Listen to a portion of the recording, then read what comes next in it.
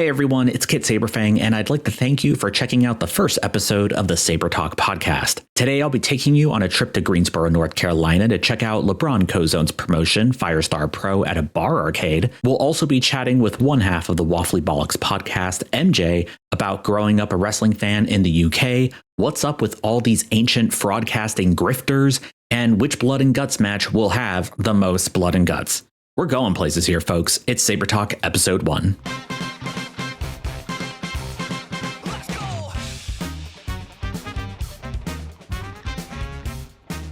Hello, everyone, and welcome to the inaugural episode of SabreTalk, a fan-first wrestling podcast. I am, of course, the pro wrestling VTuber dedicated to love and justice, Kit Sabrefang, and if you've somehow stumbled into the gay coliseum of violence that is pro wrestling and found this podcast, welcome. 3 years ago, I debuted as a VTuber, and I don't think I ever planned on starting a podcast up until about a month ago, because if you ask me, there's already more than enough shows that cover the topic of pro wrestling. Yet, despite the infinite amount of wrestling podcasts out there, I only ever find myself listening to 3. Deadlock, Weekend at Effie's, and Waffly Bollox, the latter of which will be chatting to one of its hosts, MJ, here today in our final segment. You're going to love it. She's fantastic. And this tells me two things about my listening habits. First is that I like my wrestling podcasts when they're more friendly, focused more on the events at hand than the backstage politics of it all, and always with a very loud sense of empathy and respect for the talent. You're not going to catch me listening to any angry man yells at cloud about how new wrestling sucks anytime soon. It also tells me that there's still something out there that I'm not seeing, or in this case, hearing, and so here I am trying to figure out exactly what that thing is. This line of thinking is honestly what tends to inform a lot of my creative decisions, and that's what all of this is for me. Being a VTuber, creating YouTube videos, streaming on Twitch, and now starting a podcast. It's my creative outlet. It's all more or less a love letter to my favorite hobby, and a lot of the fun is in chasing those feelings and seeing where the process takes you. And part of that process involves a regular show I host over on Twitch, Club Sabre Gang. Sabre Gang, of course, being the adorable fan support name for our little group. I'm always incredibly appreciative of the support I receive from the Sabre Gang, and even more so of the incredibly kind and helpful community that we've put together over on the Discord. I know that I'm not exactly intended for mass consumption, being a queer VTuber dedicated to pro wrestling does kind of put myself in a niche of a niche of a niche of a niche, but I also wouldn't want it any other way. I'm here to have fun and spread a little joy with pro wrestling. Everything else is kind of secondary right now. So about Club Sabre Gang. It was always intended to be a wrestling variety show featuring a bit of news, some music videos, watching matches, weird one-off skits, all kinds of stuff. It's why I gave it the tagline, Pro Wrestling News, Culture, and Community, because it kind of touches on a bit of everything. Unfortunately, though, a lot of that stuff is also heavily copyrighted, and so it can really only live on Twitch. And it still does on Monday nights, where I recently relaunched it with a new set and design treatment, dedicating it solely to music videos and watching matches. So do check that out as well if you're looking for a chill time. And so if Club Sabre Gang is for the sickos on Twitch, SabreTalk is intended to be the show that I can post everywhere. Every week on SabreTalk, I'll be looking to bring you my thoughts on the current wrestling events, of course. I'm also wanting to share more of my live events travels as well. Today, I'll be taking us over to Greensboro to check out Firestar Pro Wrestling, and I'm wanting to make segments like this a regular thing.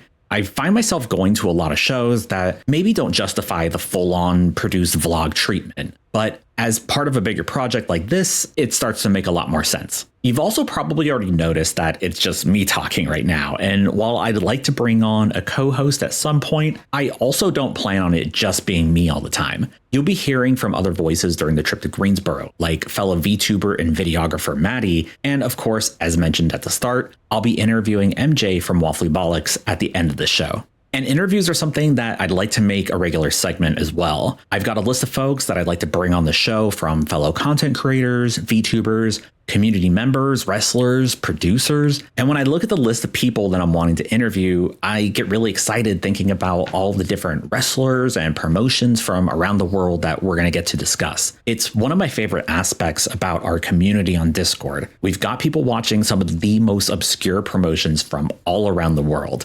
And I'm really just looking forward to getting a chance to talk all about it and hopefully expose some new fans to their new favorite wrestler. It's also not just known quantities I'm wanting to hear from, and this is where you come in. I'll soon be setting up a website for the podcast where you'll be able to send in audio clips for the show, and I'll be specifically looking for your own road reports from local wrestling shows. I want to hear about all the shows you're seeing from your local scenes, the funky venues. I want to hear all about it. There should be a temporary site set up at sabrefang.io/SabreTalk by the time this episode is live. And while I didn't get a chance to do it this time, the plan is to eventually record these intro and news segments live on Thursdays so that I can interact with y'all and have a discussion about all the weekly events, with the intent, of course, of editing it all into the final product. And that's where the subtitle comes from, a fan-first wrestling podcast. In everything I've done as a VTuber and a creator in the pro wrestling space, my goal has always been to encourage people to become even bigger fans of pro wrestling and to show people all the different ways that you can express that fandom, that the world of pro wrestling is far bigger than just the scope of your television.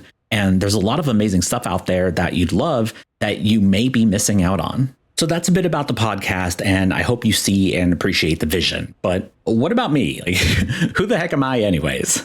So much like our guest tonight, MJ, I am a lifelong pro wrestling fan, and it's one of those things where I'm not really sure I had a choice because it's something that my family was already into before I was even born. My grandparents were born in Mexico and would regularly go out for lucha libre shows. And when they emigrated to California and had kids, they'd take the family out to local NWA shows at the Cow Palace to see the likes of Pepper Gomez, Harley Race, and Dory Funk Jr. And eventually, when my parents started dating, my mom would take my dad out to see wrestling as well. And when her and my aunts and uncles started having kids, they'd end up getting them hooked on wrestling as well. From the earliest time that I could recall, I was just always surrounded by wrestling in some way. It was either on the TV in the kitchen or on the tapes in the VCR, in the conversations at family gatherings. And looking back on it all, one thing that does stand out to me is that it wasn't ever just one kind or one company's brand of wrestling.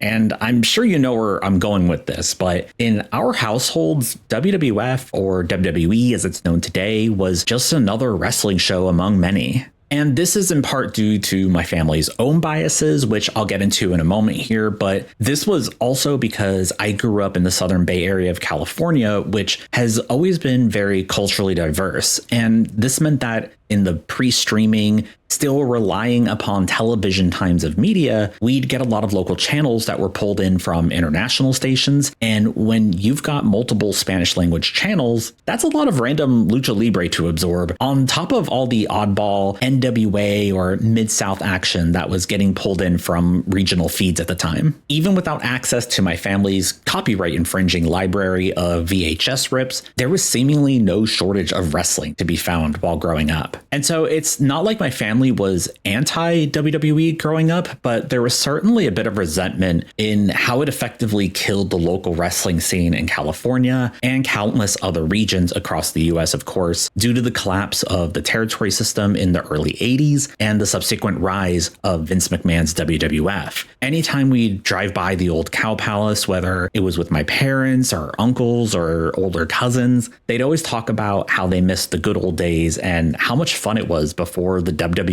took it all over. And this is something that I didn't fully appreciate until I was older and got my first car and could drive to shows myself, only to realize that, like there really was no local scene. And it's a lot different in California now, but in the early 2000s, the Bay Area was kind of a pro wrestling wasteland beyond the typical Fed tour. And because of that, growing up, I didn't really get to attend the live shows. But while I wasn't getting to attend shows myself as a kid, there was still no shortage of wrestling to watch at home and over at my grandparents' house. Now, my dear grandpappy, may Raku rest his soul, is too far gone for the feds to prosecute him for his crimes. He had the hookup down at the flea market and had what he called his little black box that would let him see any channel regardless of whether you needed to actually be paying for it or not. And he paired that black box with a 4-deck VHS player. We basically had the equivalent of the WWE network at home, but it was stuffed into a giant closet, and you had to hope that Pop Pop remembered to fill out the tape label at the time of recording. anything you can imagine, from WWE, WCW, ECW, boxing, early UFC, mixed martial arts tournaments, any sort of combat sport. And if it wasn't my grandpa, it was one of my uncles making sure that there was a tape ready to go. And I feel perfectly comfortable discussing all of this because it's 2025 and crime is legal in America now. And on top of all of this, I also had a cousin who lived a bit further away, but was deep into the tape trading scene at the time. They'd visit maybe once or twice a year around holidays and special occasions, and always with a duffel bag full of VHS tapes and game cartridges for us kids to dig through. And this is how I first discovered Japanese pro wrestling. At first, it was mostly through repeated viewings of an nth generation VHS rip of FMW's infamous King of the Deathmatch tournament. My cousin used to play that as basically to freak us all out with the body horror of it all, but really all it did was kind of make me immune to super violence in wrestling. But I'd also eventually be exposed to the Super J Cup matches with Jushin Thunder Liger and the Great Sasuke, and even a few from the Four Pillars of Heaven. I didn't really have any context for any of it, and I didn't know who any of these people were, but I certainly recognized that it was a whole hell of a lot more violent overseas. The reason I'm giving y'all this little peek behind the VTuber curtain here is because this kind of upbringing informs just about everything about how I perceive pro wrestling today. And that in turn directly influences what I'm trying to create and achieve in the space. These days, I'm essentially the last family member standing when it comes to supporting pro wrestling. A lot of those uncles and cousins who were knee deep in the tapes are still alive, of course, but haven't watched or spoken of wrestling in years. And here in the US, we've gone through an entire generation who's grown up only knowing one brand, one name, one style of pro wrestling. And like, I'm not going to lie, it's kind of warped people's perception of the whole thing. In everything I do as a VTuber, in all of these things that I'm trying to create, at the heart of it is a simple mission. And that's to encourage fans of pro wrestling to become even bigger fans of pro wrestling, to explore all of its avenues, to appreciate all of its styles, to show up for their favorites, and to spread the joy of the one true sport. And it's legit one of the things that really keeps me going. Hearing from people like Mari or Flappy in our Discord about how they found my videos and our group and how it got them watching wrestling beyond WWE for the first time. And now they're probably the people watching the most wrestling on the server. Seriously, I don't know how they squeeze it in. They're just watching 24/7 wrestling. It's crazy. And the best part is that now they're all bringing it back to the group. And so now on Thursday nights, we all get excited to watch IWRG Lucha Libre together. And I would have never realized how much I loved watching 300-pound plus dudes cannonball themselves at high velocity into the third row of fans in a packed house, were it not for the Sabre Gang. And that shit means something to me, damn it. All right, that's enough yapping about personal things. I don't need to be getting emotional already. Something I'd like to do regularly here on SabreTalk are road reports, little audio stories that share with you all the sights and sounds of my travels for pro wrestling. And right now, I'd like to take you back to this past weekend, the day after Halloween, on a trip to Greensboro, North Carolina, where I was checking out my first show from LeBron Cozone's Firestar Pro Wrestling. And not only that, my first wrestling show at a bar arcade. Pretty fun stuff, but I wasn't making this trip alone. Let's check it out.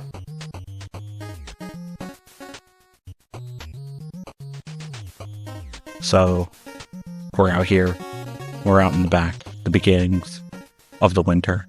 It was the cold winter. Hard. Who goes there? That's the second Jay-Z on Unplugged reference that I've made in this past week, and I need to figure out where that's coming from. You could have been anywhere else in the world right now, but you're here with me, and I appreciate that. We're just waiting on Mattie here, and they will be driving us over to Greensboro tonight, so that's about an hour-long drive, and they're actually working this event. I got my little tote bag with my water and my snacks, my extra Boweries. Here comes Mattie. Hey. Do you need anything? No. Okay, you're good to go? All right. So make sure you don't need water, you don't need to go pee-pee. Yeah, those. Oh. That's not White Monster. I don't like batteries. Oh, yeah. Mattie, introduce yourself for the people. Hello, I'm Mattie. I'm VTuber, I guess, sometimes, and also I film wrestling. What is the name of the show? Boxcar Slam Masters 19. If you're a longtime viewer of my YouTube channel, you'll recognize Mattie from a number of appearances, most of which have to do with Deadlock Pro Wrestling, and that's because it's how we met. Mattie's not only my first friend that I made here in North Carolina, but they're also the first VTuber I ever met as well. So I'm of course, I'm sitting here, Passenger Princess. I am going to the show as a fan. I'm staying on one side of the barricade. You are traversing the barricade. What are you all doing for this show tonight? Filming rumor cam. Mostly probably going to do entrance side like I normally do for Firestar. And what is the production company that you work for? SabreTalk Productions. And what other like promotions do you shoot for? Nightmare Factory, PWF, other random indies sometimes. Mostly these three. It's Nightmare Factory, PWF, Firestar, and they do DPW. I do not. Who should I be looking at tonight? Like who should I be paying attention to in the ring? I mean, honestly, Manny Lowe, Morgan Dash, Ella Envy, the main event of St. Julius and LA Shock will be a fucking barn burner because I'm very excited for that match. Is there any deep North Carolina lore that I need to be aware of? Honestly, a lot of it is like kind of self-explanatory. If you don't really get it, you're gonna get it pretty quick. That's kind of how it is. It's like if you're at the show, you're gonna understand what's really happening quick within a couple months. So. Tell me, like, what's the vibes at these boxcar shows usually like? Insane.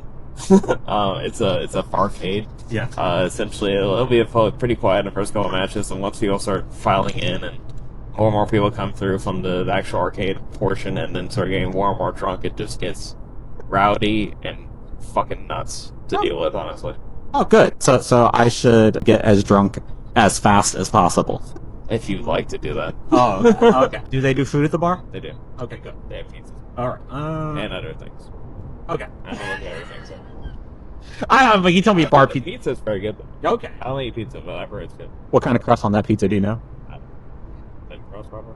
I don't think they do thick crust. Yeah. I mean, I don't expect like a nice like garlic parmesan Detroit pan or anything, but I like a thick crust. I don't like a thick pizza, but I like a thick crust. What are your thoughts on stuffed crust? I don't eat pizza, so I don't have much thoughts on it. Oh, that's right. I feel like we come to this impasse almost every time we hang out, where at some point I'm like, pizza? Because, And I'm like, cookout? They got Dance Dance Revolution, right? Yeah, they got a bunch of stuff in the arcade portion. Yeah. I don't really have time to partake in it normally, but I go to the arcade, I'm like, oh, that's cool, and I just walk off. I mean, as long as they got Pac-Man and Donkey Kong, that's all I care about. They got that Dig Dug. I don't know if they have Dig Dug. They got Rolling Thunder. They got Hydro Thunder. Oh, okay. Yeah, I'll take that. I'll take Hydro Thunder. Yeah. All right, well, that sucks that you're going to be busy. I will be playing single-player skee-ball. Hell yeah. By yourself. The loneliest skee-ball. You all need to have like a falls count anywhere match, and then one of the spots can be someone gets like pushed on the skee-ball machine, and they like push them up the ramp, and then they roll the ball into their dick and balls. So you'll be surprised when I tell you this, or maybe not, if you've seen Rob Killjoy. I'm pretty sure that has happened during a Rob Killjoy match. God damn it, for real? Someone's already done the skee-ball to the dick and balls spot? Rob Killjoy is very, very unique, very entertaining wrestler. Been at the ship for 20 years. So, all right. Yeah. Yeah, I mean, at some point, I guess everything's already been done. You can't. We can think of new things to do in skee-ball. Like, what if like same thing? You beat the guy up, you push him on the skee-ball machine, push him up the ramp, but then you like put his head in the hole and you pull down their pants, and then you skee-ball up their ass. Just Thunder Liger stuff? Yeah, Jushin Thunder Liger style. Like, put it in the butthole, and then honk. Like, you do it pretty hard. It gets stuck. Don't anyone steal my bit. That's gonna be when I debut as a professional wrestler. I'm just waiting for a falls count somewhere. Imagine it's Boxcar, to be honest. And Yeah. no one knows where the fall is except for the referee. So they gotta go around the whole venue trying to pin each other, and the referee says, no, it doesn't count. Oh, yeah. Oh, yeah. Did you say falls count someone? Yes, somewhere. Oh, somewhere. Oh, so they gotta find the magic zone. They have to find this certain, the QT zone. Oh, okay. I was thinking, like, how about falls count someone, and there is a mystery person in the venue who is eligible to be pinned, and, like, the wrestlers have to figure, so they have to go around beating up randos until they find the right person. Every time they go for the fall, the ref's like, no, not the one, like, no. And, like, maybe they get, like, hints. Like, it's all, oh, you know what it is? It's the Guess Who match. I just invented the Guess Who match. Yeah. So, like, so they could ask for hints, right? Like, do they wear glasses? Yeah, What goes into your mind before a show like this? I'm thinking of who's going to do a Blue Thunder Bomb, so I can tilt the camera specifically for the Blue Thunder Bomb. Oh, yeah. Besides that, of course, I'm going to be looking out for the moonsaults. So I'll be going after the second rope or the top rope, so I can get the best shots of those. And of course, I'm looking mainly forward to the main event of LA Shock versus St. Julius for the Firestar Pro Wrestling Southeastern Championship, because this is a fucking heated feud, and I'm looking forward to these two giving this shot at each other. Oh, hell yeah. Way to sell it, brother. Yeah. The show I'm seeing tonight, Boxcar Slam Masters 19, is hosted by Firestar Pro Wrestling, one of the many micro indies and training schools here in North Carolina. It's owned and operated by the current Deadlock Pro Wrestling National Champion, LeBron Cozone. And if that name isn't familiar, you may be aware of some of his students, with Jackson Drake being signed on to WWE Evolve, and the former Jay Malachi and Lucky Ali are currently flourishing in WWE's NXT promotion as Javon Evans and Saquon Sugars, respectively. For the unfamiliar, Boxcar is a regional chain of bar arcades that is probably similar to one in your local downtown. Chill staff, fun vibes, fairly pedestrian game selection. Like, look, I know I could be a bit of a snob about this sort of stuff, and I was disappointed that it was not, in fact, a DDR machine, but a Stepmania X, and those are two different things, Matty. Not a lot of great multiplayer options, to be honest, and all the fighting games had American-style controls, complete with the spring-loaded bat tops. They did have the Enter the Gungeon arcade game, which is cute enough, but it's also a disappointing reminder that we've long since lost the recipes and technology to make light gun games. So it's kind of like playing Time Crisis via PC emulation with a gun-shaped mouse. Good mojitos, though. After drinks and a game of Third Strike, it was time for doors to open, and that's when I ran into Matt from our Discord, who just so happened to be a bit local to this show, and so we got seats together for the first match. Soon after, the big man himself, LeBron Cozone, came over to say hello and politely suggested we make our way to the ringside seats as to fill them with the actual fans as opposed to his trainees. And when the owner asks you to sit up front, I mean, you gotta sit up front, right? Matt and I understood the assignment and did our best to get the crowd into the early goings.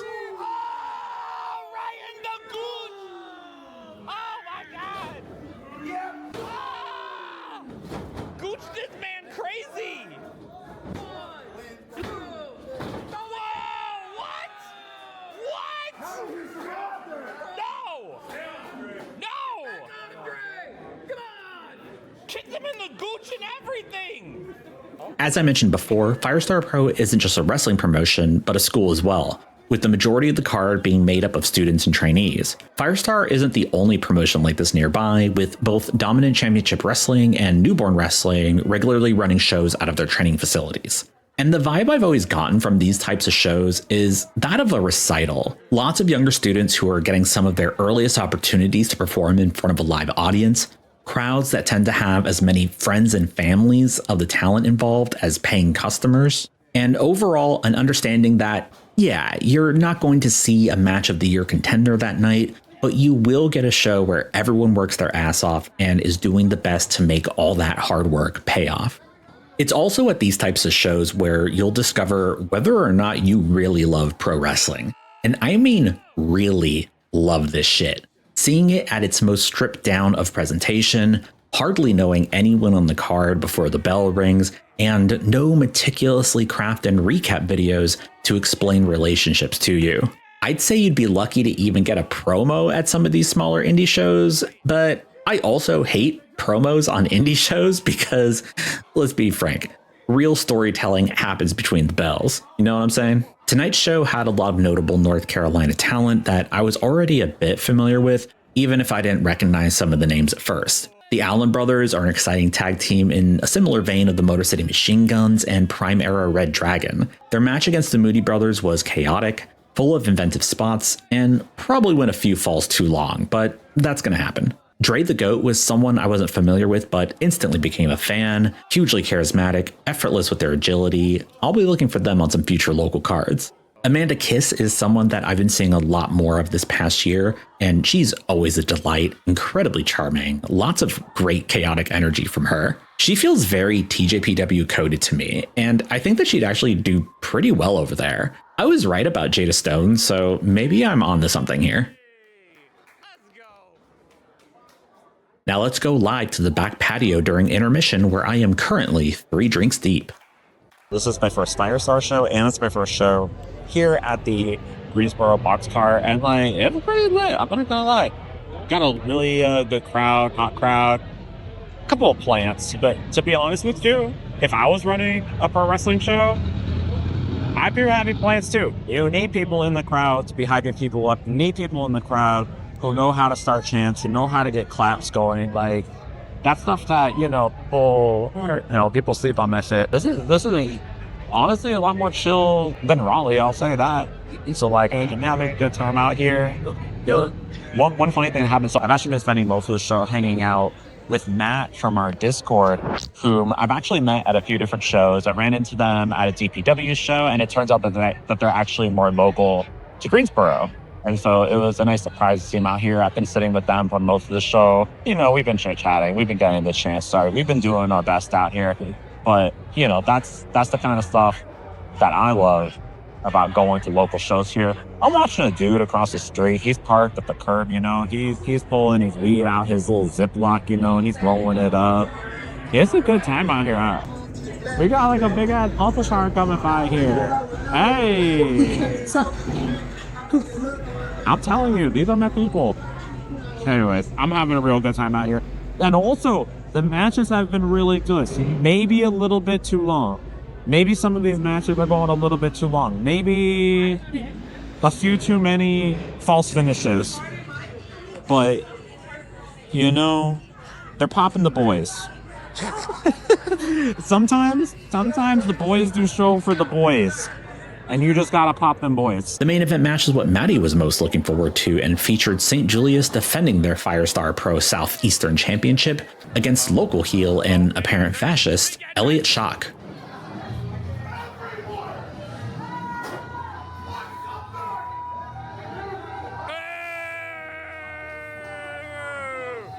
That sounds like fascism. Boo! Boo! This guy's a fascist. Boo! Elliot is someone I've seen at a few different locals, always working hard, always being an asshole. Maddie's a big fan of theirs, and I can see why. By this point, they'd stopped taking tickets at the door and opened it up to the rest of the venue, which meant a whole new group of drunk, rowdy people coming in to check out the action, and quite frankly, we love to see it. It's always cool seeing people who weren't initially there to watch wrestling get swept up in the action, and it probably didn't hurt that the main event brawl went out into the crowd.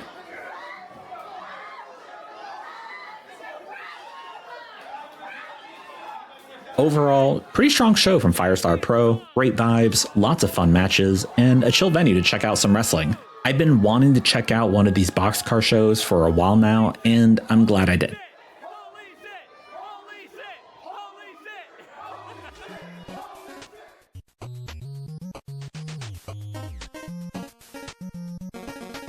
shit! Alright, thank you, me, for that report on Firestar in Greensboro.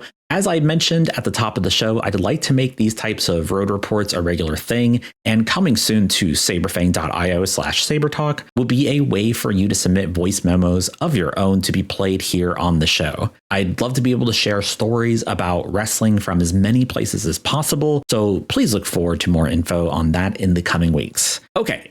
Switching gears now, how about we listen to someone else yap for a change, huh? When I decided to put together a podcast, I knew I wanted to have an interview segment where I could have some casual chats about wrestling with people I love and respect. And when I put together my list of potential guests, the lovely MJ here was at the very top of that list. Enjoy, and I'll see you on the other side.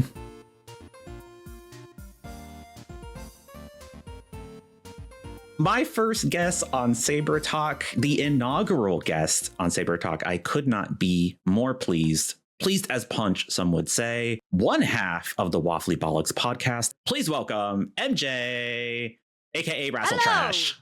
Yes. Hello, sorry, I jumped all over that then. No, you're good. You're good.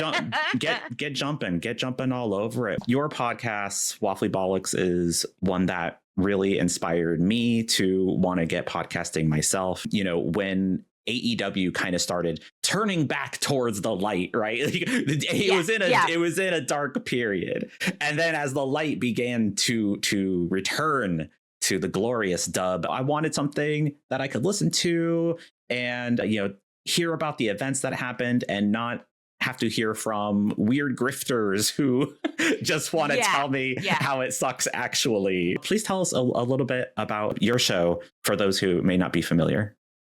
Well, I mean, when we started it, it was right in the middle of the dark time. And we kind of just wanted to be a bit lighter, I guess, and not just get constantly bogged down in discourse, which I think is the problem with a lot of sort of podcasts in the space is people get bogged down in sort of discourse and weird grifty talking points. And, I think if nothing else, I think me and Sarah are just very honest about what we like and what we don't like. It's not like it's a positivity party all the time where we love everything. Like, there's things that have storylines or what have you that we weren't so keen on, but it really is just us chatting about what our personal preferences rather than it being, I think this, therefore everybody should think this. Do you know what I mean? Which is like the kind of impression you get from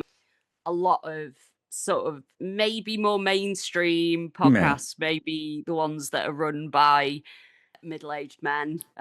Who tend to speak more definitively, right? Yeah. It's like what their opinion is apparently the only correct one, whereas we're like, everyone's got opinions and it's all subjective because it's art and art is subjective. So we just wanted to bring something a little bit different into a space that was full of basically just middle-aged men all wanting the Attitude Era back. Do you know what I mean? Like, there's the elements of that we can bring back, sure, but like there's a lot of it that needed to be left in the past. If I had to describe Waffly Bollox to somebody, is that it feels to me what it must feel like to be going out to brunch with your friends and having a chat, just a lovely chat about the wrestling. And I think that y'all also talk more about like what we're actually seeing on screen and how it relates to what we're seeing on screen, as opposed to, oh, well, this happened, this outcome happened because of this backstage thing, or this person's nursing it. It's like, there's like a time and a place for that. And there's certainly, like, obviously there's an audience for that kind of discussion, but sometimes you just don't want to dwell on these topics so much. You just want to be like, I just want to watch the show and appreciate what we have. Yeah, exactly. Yeah, I mean, it's the kind of, we always go on about wanting to be worked, and it's like we want to suspend our disbelief. We want to watch this without going, oh well, this guy's not going to win because of this thing that's going on in the background. Like we don't want to talk about it. We want to talk about our favorites beating each other up and things, So, I mean, there's no way you can avoid not touching on certain things. Like if it's a thing that's, been really huge and talked about, like you kind of can't avoid it. But I think our thing was always we just want to talk about the thing itself as it's happening in front of us, rather than, try and reason our way out of match results because Dave Meltzer said this thing. And, it's like, I'm over it. I'm kind of over it. Wrestling is far more enjoyable without just constantly being bombarded with that kind of thing. So, it's fun to talk about, these really crazy matches and compare them to one another, talk about, oh, who got the match of the year and all that. Yeah. But it's also like, but I also want to talk about like how cool like everyone's gear looks, and I want to talk about like just how it's making me feel like, and like where I think things are going, and not directly tied to like, oh, but their contract status says that they only got like 6 months to go. You know, it's like, let me believe. Yeah, that's just boring. It's like, oh, well, they're doing this because they think more people will watch it. I don't care. I don't care. My extent of like interest in ratings is my show still going to be on TV? If it is, that's fine. Like that, right. Then I'll worry where about it begins you know? and ends. Yeah.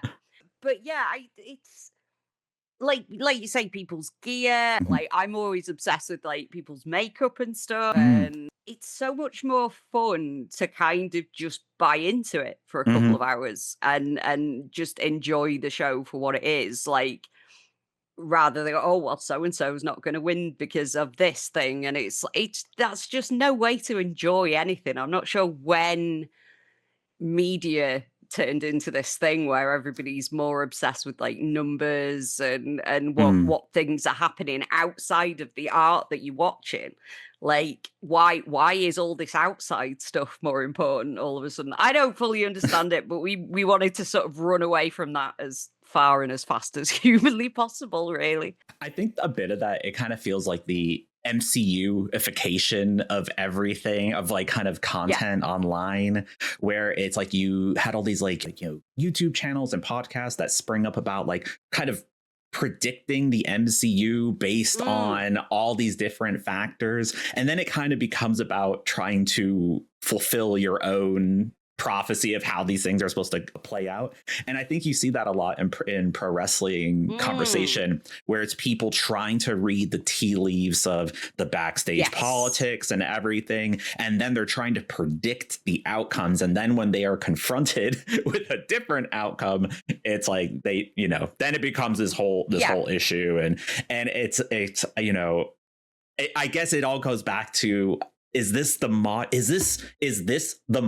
work? Right? Yeah, the postmodern work. Is this it?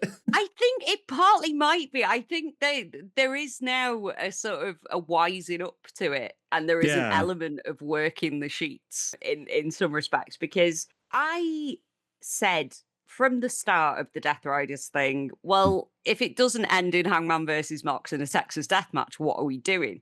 And I was told so many times by so-called people who knew what they were talking about that isn't going to happen because of this thing, this thing, this thing, and this thing that's happening backstage and blah, blah, blah, blah. I'm like, no, I think it's going to happen. That seems like the story they are telling is telling me that this is where this is going. And then as it turns out, I was completely right, obviously. But you know what I mean? It's like there was just this kind of constant bombardment for like months and months and months of, well, no, they can't. He can't win it. He can't do this because of this thing. And it's like, but as someone who just tried to kind of shut it out as much as humanly possible and focus on the story that was being told on the TV, there was no way it wasn't going there, you know? So it's like sometimes people, I think the other issue as well with wrestling sort of media in general is that very often people's opinions will be reported as a fact. And just because a certain person says it doesn't necessarily mean that it's true, because it's like, well, they've heard it from one person, one or two people, like, and plans change all the time. So it's like, I think that's the thing is there's, I mean, Dave gets it, like, particularly. Like, he will say something in the middle of a ramble on his podcast, and then everybody aggregates it, and it all gets reported as a fact, like, that's definitely what's happening. Then you kind of go back and listen to it in context, and, like, a lot of the time it's just him waffling and going, yeah, he's just kind of spitballing. He's kind of throwing up a theory here and there, and then like that, maybe it was just a little too juicy sounding, and like that's what gets picked up, and then he has to like be like, that's like, that's not what I said, and then people are like, you said it, I read it. I feel bad for Big Dave, because I never understood like the big, you know, hate group for Dave Meltzer, because I'm like, he just seems like a chill dude. He's just making his newsletter. He's just he's been still doing the typing same it on- thing. on a computer that won't even go on the internet.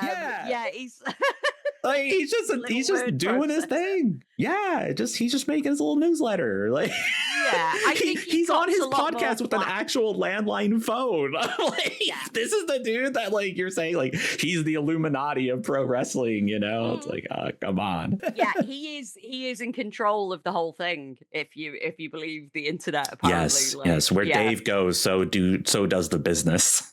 Uncle Dave is the puppeteer of the wrestling industry, as we all know. But yeah, I think he does. I mean, sometimes he winds me up, but like a lot of the time, he does cop a load of flack for stuff that he's really just kind of said as a kind of ad hoc reckon. And it's like everyone's just gone, Dave Meltzer says this, so it must be true. And it's like, well, no, in context, he didn't actually say that, did he? Yeah. But yeah, I think my only true Meltzer beef is you know, as a fan of women's wrestling, there's the women's wrestling tax on the reviews, and then he'll like just randomly give like a 5-star to like a Stardom tag, and then even the Stardom fans will be like, it was fun, it was okay, what? It was fine, it was good.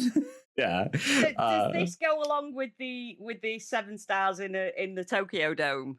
Yes, it's part of that. Yeah. There's like it's like star lore. You know, you have to know the lore behind the different star ratings he gives and the reasonings behind them. And again, it's like all this should inform people that like all of this is incredibly subjective. you know? Yeah. But instead, people take it like it's the gospel. Like he chiseled his review into the stone tablet, and he came from the weekend, and he says, here is the decree of the review. Couldn't you chisel more star? It was just like we were saying at the time. It's like because we decided to do heart reviews, which is now kind of expanded into also random emojis that we think will be appropriate for the match.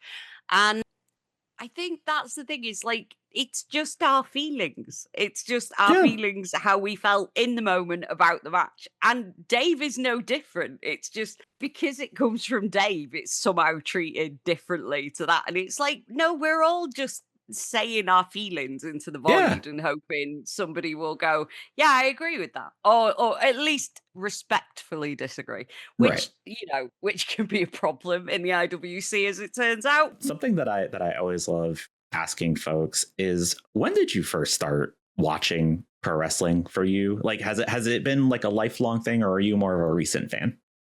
I am the lifer in the duo of Waffly Bollox. Sarah started watching in about 2023-ish, I believe. And I have been watching since about 1989, 1990. Okay. Because I am elderly. I was about 6 or 7 at the time. And we got Sky TV. And one of the first things I saw was like WWF Challenge and I think Superstars was the one that was on a Saturday morning, or Challenge was on a Saturday morning, I'm not sure. But those were the 2 shows that we got at the time, and I just got completely obsessed with it. Like immediately, I was like, no, this is my favorite thing. And it's one of the few sort of interests, special interests that stuck with me since like I was really little.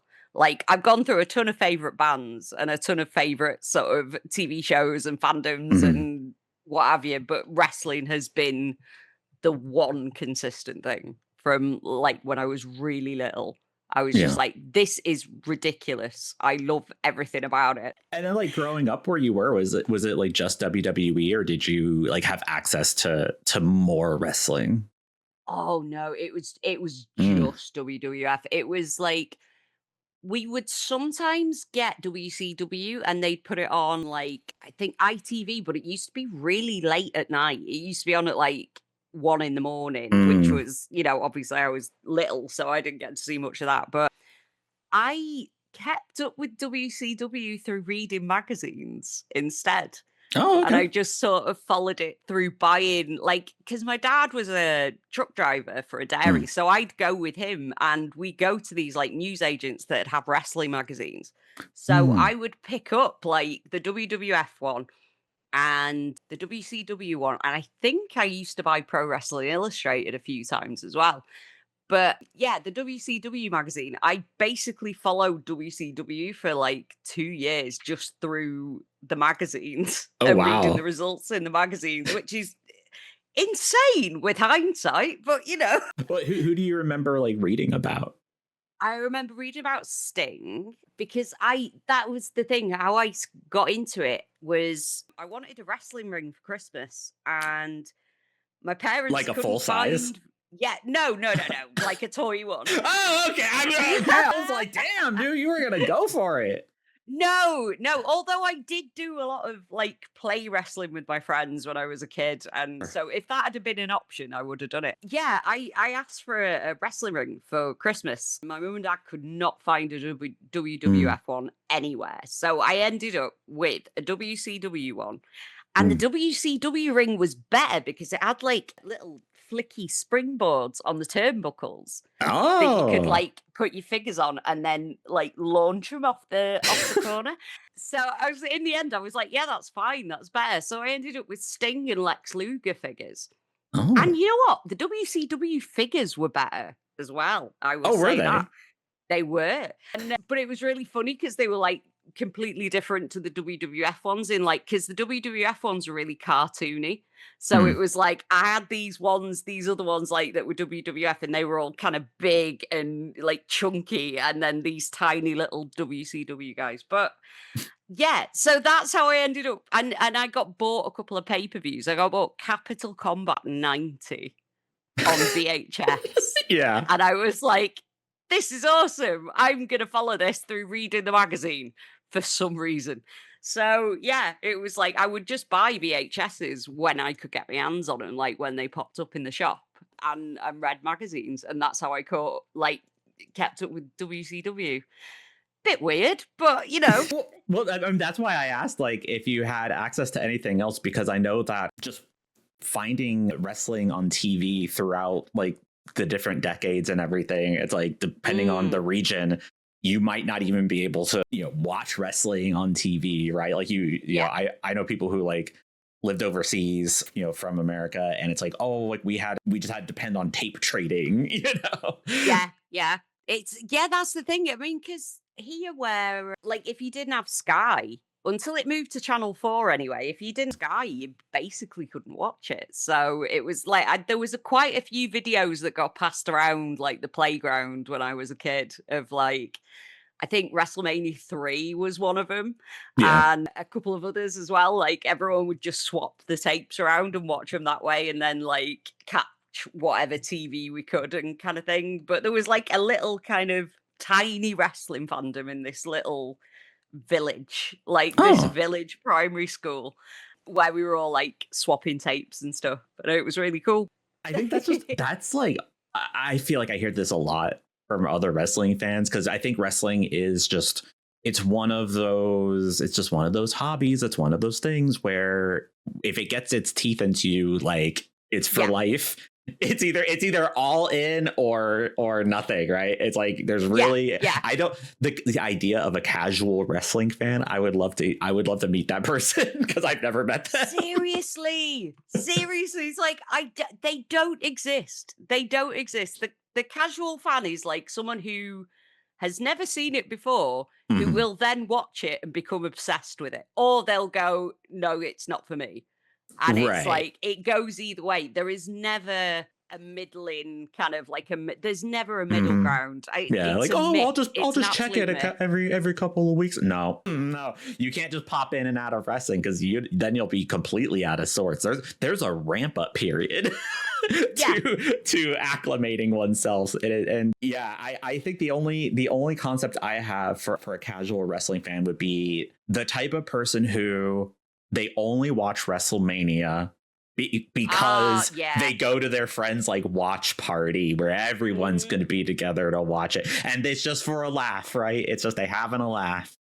Don't take it seriously at all. Then again, I think that's the misconception, is that wrestling fans take wrestling seriously. I think at least in the AEW fandom, I think there is, or at the very least my little sort of group that I sort of move around in, is that you can't. It's wrestling. Why are you taking it so seriously? Like, and it's kind of.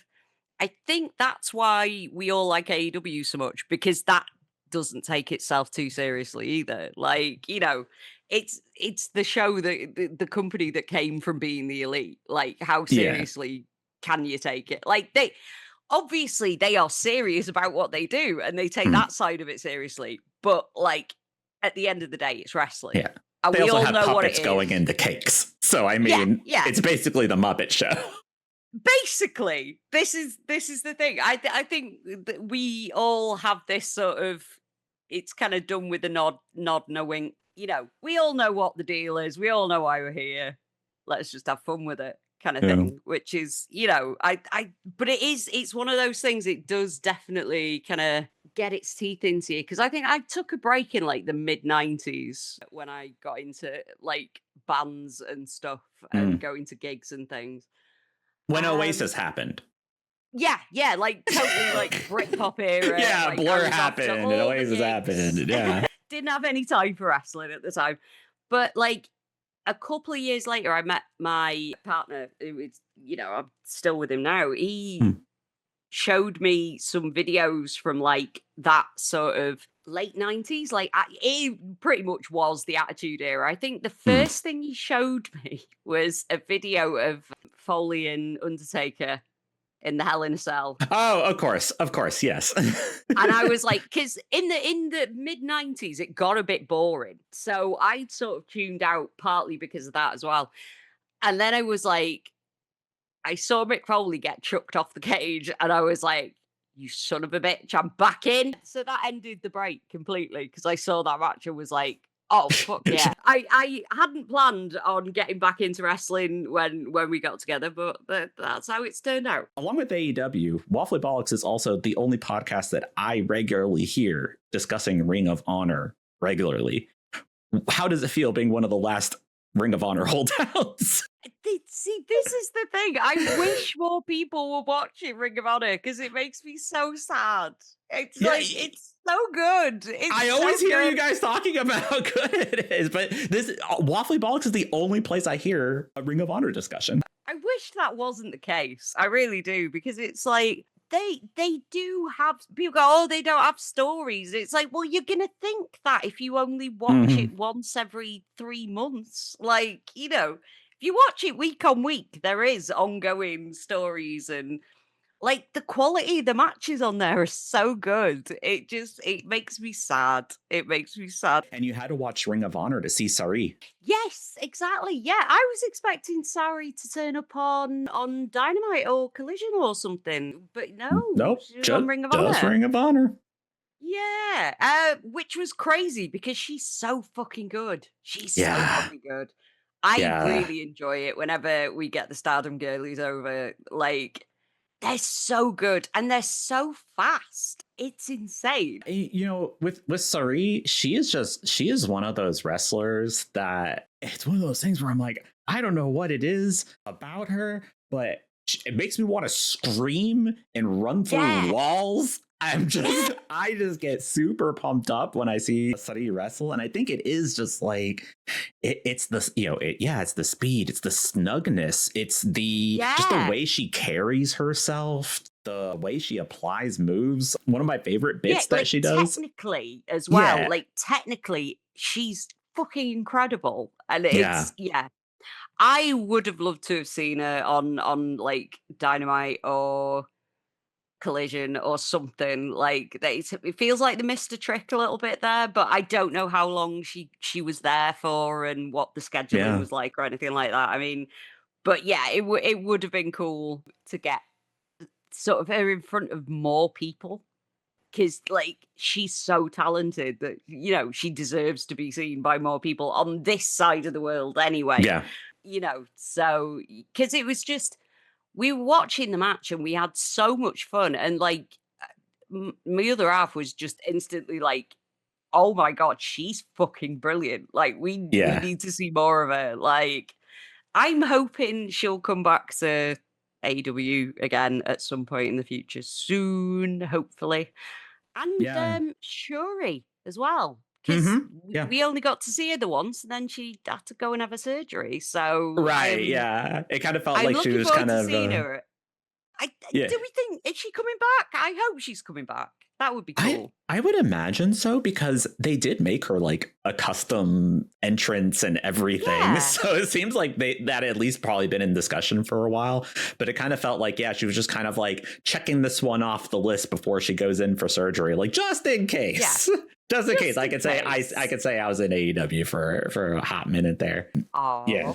AEW is actually coming pretty local to me. Blurred and Gertz is taking place at the Greensboro Coliseum here in North Carolina, and Ooh. I'm still on the fence. You've got to go. You've got to go. Do it for the girlies. I want. All right. Let's talk about it, because I was very excited. I wanted to see women's blood and guts match. I was very excited when they announced it, and then like 5 weeks passed. Yeah. And it's kind of been all over the place. I think what kind of frustrated me about that was that when they announced the men's blood and guts, like, you knew who was in that match, like when they announced it, because all the members were present, so even if they didn't officially announce it, you could figure it out. But with the women's blood and guts match, they kind of did this thing where like, oh, Tekla still hasn't technically like accepted, so who knows? And then of course Penelope Ford gets injured, so that's a replacement right there. And I was just kind of like, if the women's one was the one announced first, then why isn't it the one that feels important? If you're someone who likes and pays attention to the women's division, sometimes things like this happen, and it just, I think we're all very edgy about, like, because we've seen it when the women's division isn't treated quite as well as it should be. So whenever there's sort of hints of that, like you say with this, like the sort of badly organized, I can see there's reasons, but also, it could have been built a little bit better on the way too. I mean, Penelope didn't get injured until like 2 weeks ago. So it's like, you could have been building a bit better too in the meantime. Kind of. The women's blood and guts match, as it's been announced, is the Triangle of Madness: Tekla, Sky Blue, and Julia Hart, Megan Bain, Mercedes Moné, and Marina Shafir, taking on the team of Chris Statlander, Toni Storm, Willow Nightingale, Queen Aminata, Jamie Hayter, and Harley Cameron. There could have been a whole story of just Jamie and Aminata, who were the first two in, that them trying to convince Willow and Chris to be on the same team. Like, they could good cop, bad cop it, like that's a whole thing right there. And it's nothing. They didn't give us hardly nothing. No, and that's the thing. I think we're sort of, because we're sort of instantly, we're sort of attuned to it, so we're instantly like, well, why have you done this? And it's like, and I swear sometimes it's like, I don't think it's malice either. I don't think it's done on purpose. I think it's just people not thinking. Like, if they thought about it for like 5 minutes longer, they'd be like, oh shit, we should probably do a bit more with the lead up to Blood and Guts, like for the women.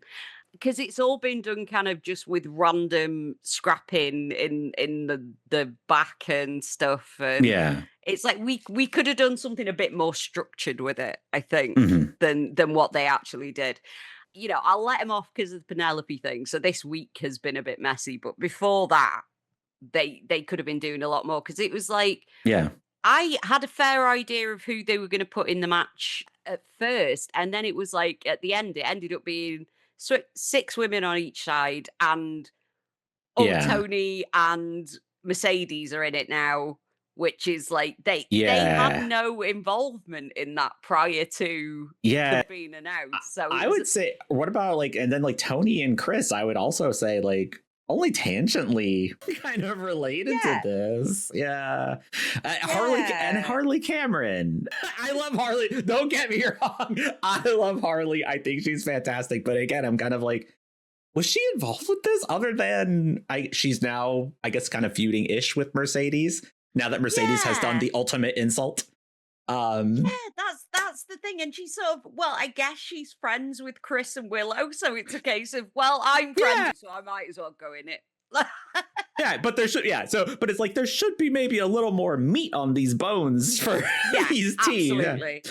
And I do think that in like classic AEW traditions, I think this match will be incredible. It'll be crazy. Like, and we'll all look back on this and we'll be like, oh, sure, the build sucks, but man, when Mercedes ran that blade, brother, I think, So I think like we can forgive a lot, can't we? I think as fans, we tend to, if the match is a banger, then we'll be like, because AEW's had, I think it's like for a while, even during the dark era, it's like the TV is kind of miserable, but then you get to the pay-per-view and it's like every match is like banger after banger and everyone's working super hard to make up for the lack of build and attention. So completely. I do think like the women's blood and guts match, I think it's like the build for it. It's kind of like a symptom of the overall disease of women only getting like 10 minutes total time on an episode of Dynamite. They've gotten better. It used to be like 9:20 to 9:30 is when women are allowed on Dynamite, and you only get the one match, and all the promos and all the segments have to fit in this 10-minute block. And I think they've gotten better about spreading that time, but not still. You're still looking at like one match per show, and if there's only one match per show, that affects how many stories and whatnot they can push around. And the answer is kind of give the women more time, but apparently this is a big ask. Yeah, you would think that would be a simple solution to the problem, but they seem quite sort of reticent to do it. It's like, no, Sammy Guevara needs TV time. Sammy Guevara and his fucking mustache needs more TV time, apparently. But yeah, it's crazy to me. It's like, I think a lot of problems would be solved by even just 10-15 minutes more. Would go a long way, I think, because you see that it does on Collision, because like Collision has gotten far more, I wouldn't say there's total parity, but it's like it's a lot better. Like the balance is a lot better on Collision for like men's versus women's time. And that's literally all they need is just a little bit more time on Dynamite, and I think a lot of the problems would be somewhat resolved, at least as long as the effort and the care goes into the the writing and the stories and everything else. I gotta say, like, credit to Harley Cameron for at least getting more of that TV time, because I think they found that they got a little bit of lightning in that bottle, and so they just sprinkle a little Harley throughout the episodes and just having her pop up and around. Just the presence of Harley Cameron makes everything better, I think. I am praying that Harley gets to someday she will arrive in Tokyo Joshi Pro Wrestling, because to me she's like the most TJPW coded wrestler in the US. Like, I need to see her teaming up with like Pam Harajuku. Like, I need to see her in like a Hyper Misao match. Like, I need it. I think that she's got the chops for it, she absolutely does. And she's so endearing and charming that she will just win over any crowd, I think, that she's put in front, to be honest. So and so even though I gave her even though I gave her grief for being in the blood and guts match, I have to imagine that there will be at least one hardcore Harley moment, because she's got to get her revenge against Megan Bain, right? Didn't Megan, she injured her nose in that match with Megan and Penelope, right? Yes, she did. And all right, well, I guess I was wrong about why is Harley here. We figured it out. We just put had it to together. work through it. Thing is, though, we can sort of go, oh, well, why is this person in the match? But I have a funny feeling that all of these women, as soon as they heard there was going to be a women's blood and guts, were like, put me in it. Put me in it. I want to do it. Put me in it. Like, because I could see pretty much all of them having that reaction to like, oh, if we're doing the first one, Put me in it. My big dream spot for this match is because, all right, I really wanted Riho to be in this match. First women's champ, first blood and guts. All right, that would have been fun. But what I'm hoping for is someone like a Willow is going to pull like a sack out from under the ring, and people will be like, oh, is it thumbtacks? What is it? And then she's going to pull it out, and it's going to be the pipe. And it'll have like a from Riho tag, you know, and then just start swinging the pipe around. I don't know. Riho can't be there. We need the pipe. I also think that the women who are in there are sickos and all went, fucking yes. Put me in, coach. It'll be interesting to see which blood and guts match has the most blood and guts. Because, Mox is in one of them. But Mox is in one of them, but I can absolutely see these women going completely insane and doing some real sicko shit. Like I mean, Tony has set the bar so high. She's already done champagne bottle to the coochie. Chris Statlander did the splits on the tax. Oh my god, yes. So a lot of these women have set some very high bar. Right, and I'm just thinking Tony in the old school putting a tape with the, like fists in the glass, like oh my god, they're gonna do messed up stuff. Yeah. Oh, that'd be a fun callback for Tony. Maybe she brings the glass bucket. She does like an IWA Japan glass hell match where they just bring out the big trays of just shards of glass, you know? Yeah.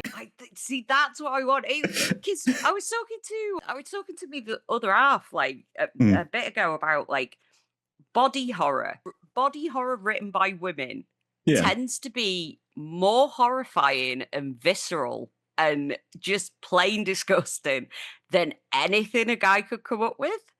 So I just think in this particular kind of match, I think they're gonna shock a lot of people with what they're willing to do.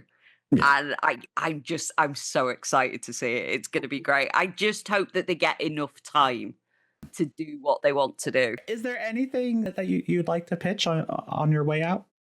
Oh, go on then. Go on, I'll do a cheap plug. Yeah. We mostly on Blue Sky at Waffly Bollox. That's Bollocks with an X. And also I'm there as Wrestle Trash and Sarah is there as Awfully Waffly.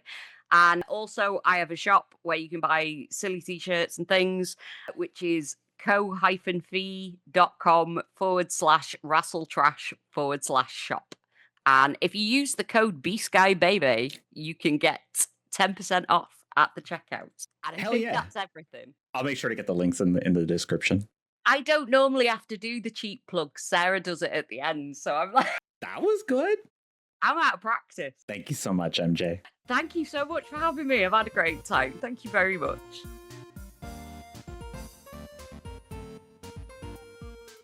Thank you all so much for making it to the end of episode 1 of SabreTalk. You, my friend, are a real one. Thank you again to MJ from Waffly Bollox for joining us here today. You can find her at Wrestletrash on Blue Sky, Waffly Bollox on all your favorite podcasting platforms. Do check it out. I highly, highly recommend their show. Thank you to Matt and Mattie for the company at Firestar Pro this past weekend. And next week on SabreTalk, we'll be following up on that Blood and Guts happening next week on AEW Dynamite. I'll tell you about my trip to the latest Deadlock Pro show, and we chat with a community member who just returned from a bit of pro wrestling tourism over in Japan. Thank you again. Please do tell your friends to check out the show. And remember, pro wrestling is for everyone, and pro wrestling can be anything.